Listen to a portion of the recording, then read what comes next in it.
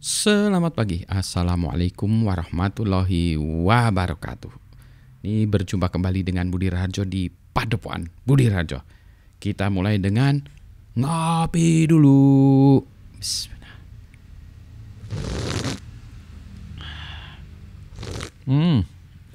Sedap kopi espresso pagi hari ini, kopi pertama dan mungkin satu ya, jatahnya cuma satu pagi ini.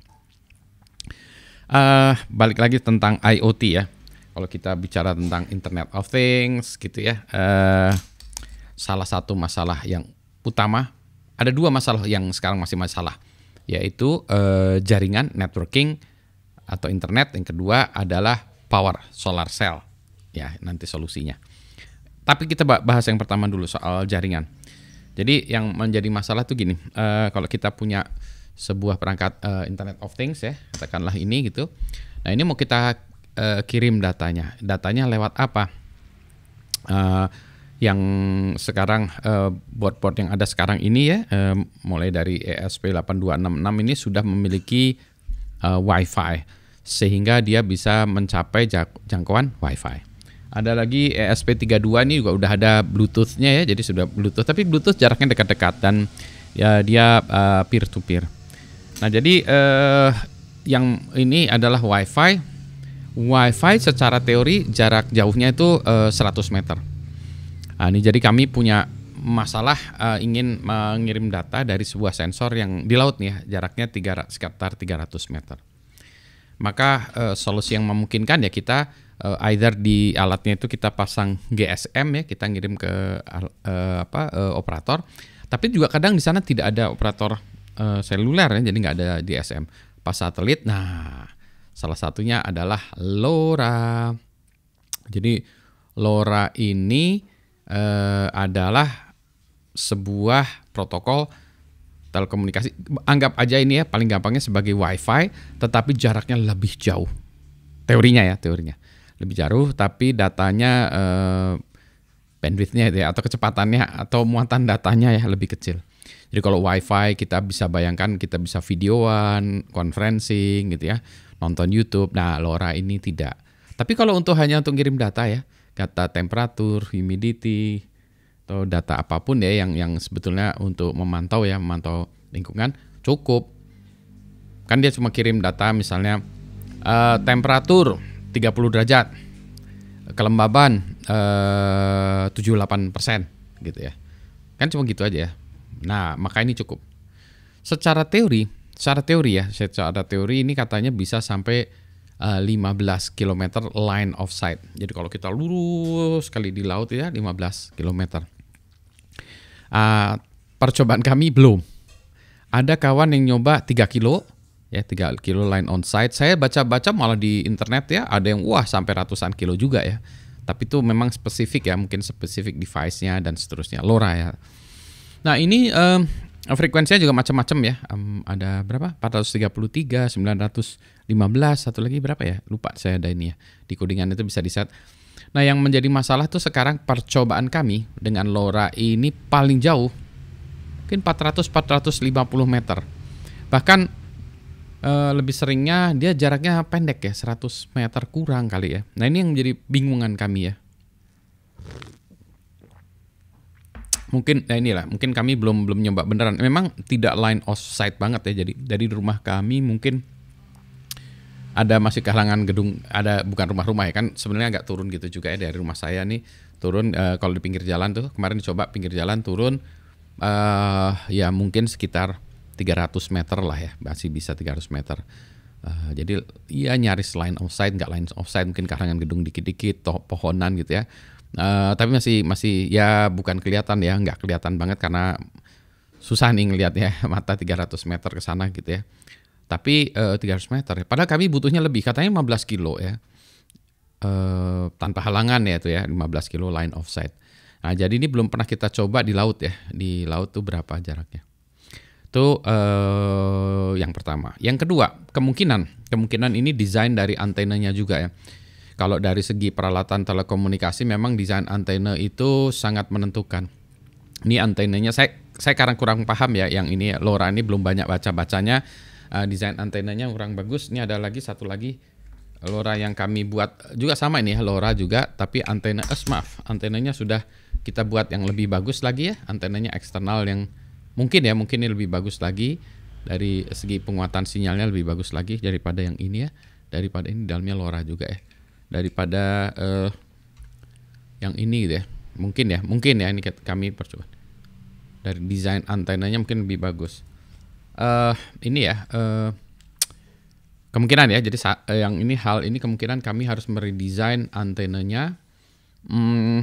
Terus juga mungkin karena kita udah jelas ya arahnya kemana, apa antenanya kita buat directional aja ya, antena kayak yang Yagi gitu ya.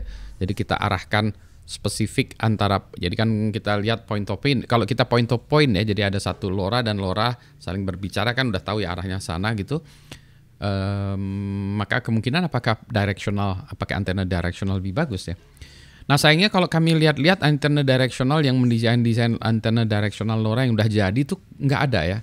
Atau kalau ada harganya sangat mahal ya. Jadi apakah ini harus buka dulu buku-buku lagi primbon zaman dulu ya, ARRL antena. Dulu mata pelajaran antena tuh paling susah ya. Udah teori medan jelek, ambruk, makanya saya nggak berani ambil antena.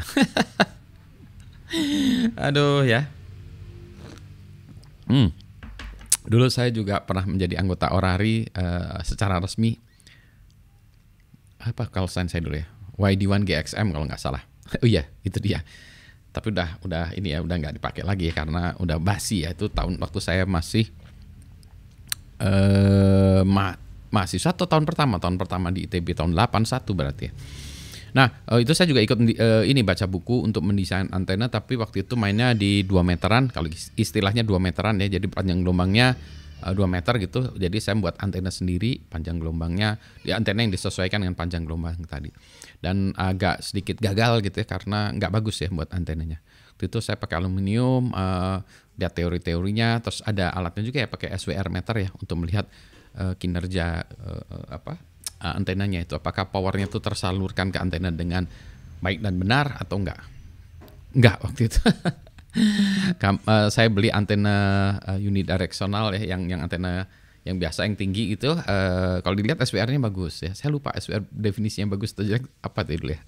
Bagus ya, jadi dia tidak powernya itu tidak balik lagi ke amplifiernya dari si pemancarnya. Nah ini saya belum tahu lagi gimana cara desain antena LoRa yang bagus, baik yang directional ataupun yang ini.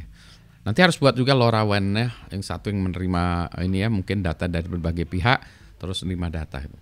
Nah yang nggak jelas juga tadinya ya, kita nggak jelas juga ini gimana sih LoRa itu, banyak yang belum bahas. Biasanya bahasnya tuh antara peer to peer, pemancar dan lain sebagainya. Biasanya tuh masih ini dah ya. Jadi kami itu kemarin eksperimen dengan LoRa, pengennya gini, satu LoRa nanti jadiin LoRaWAN gitu. Soalnya peralatan LoRaWAN itu mahal ya, jutaan ya. Kalau kita lihat harganya jutaan. Sementara yang gini gitu harganya kan cuma 90.000 kalau nggak salah ya, LoRa yang gini. Jadi LoRa. Nah berarti kalau berdua saya bicara tuh gampang ya, terus 90.000. Nah saya pengennya ada satu ya. Yang ini yang kirimnya banyak ya. Jadi satu kayak jadi gateway-nya dulu ya. Jadi LoRaWAN gateway gitu ya. Nah, jadi satu ini bisa terima banyak nggak? Ternyata bisa. Ya, ternyata bisa terima banyak. Jadi yang sudah kami coba 3 ya. Jadi mengirim 3, nerimanya 1. Ini 3 atau 2 ya, lupa ya. Pokoknya lebih dari 1 tuh udah bisa dicoba. Berarti 3 ya harusnya. Jadi udah bisa ya. Jadi udah bisa. Oke.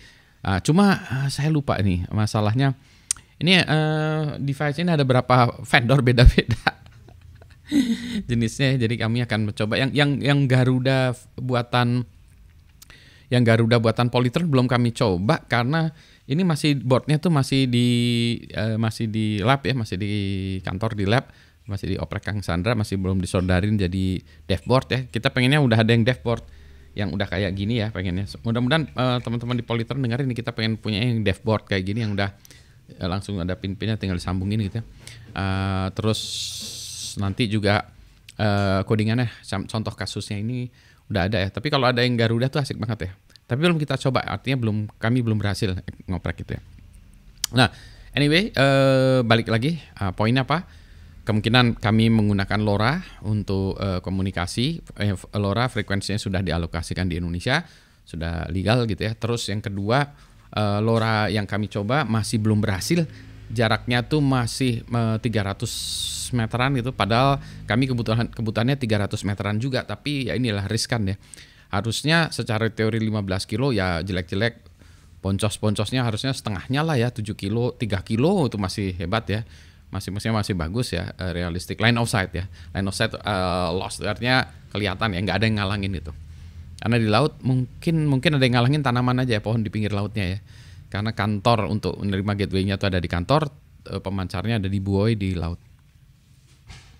Jadi kami punya masalah gitu. Nanti kalau ada yang punya saran lagi ya, pakai anteninya. Yang kedua soal powernya. Powernya kan kami menggunakan power yang ada di situ, belum kami ulik. Dan memang kalau power emang nggak ada aturannya ya biasanya dari regulator.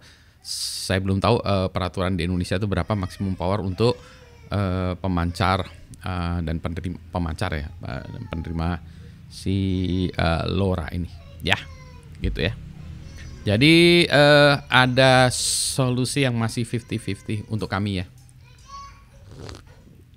Mudah-mudahan ini dengan adanya LoRa ini akan memudahkan kita akan membuat the nation of IoT ya, karena IoT menurut saya merupakan salah satu teknologi yang cocok untuk Indonesia nanti untuk diterapkan di smart farming lah dan seterusnya gitu ya, memonitor lingkungan yang dibutuhkan di Indonesia.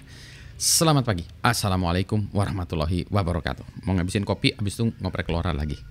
Sehat semuanya.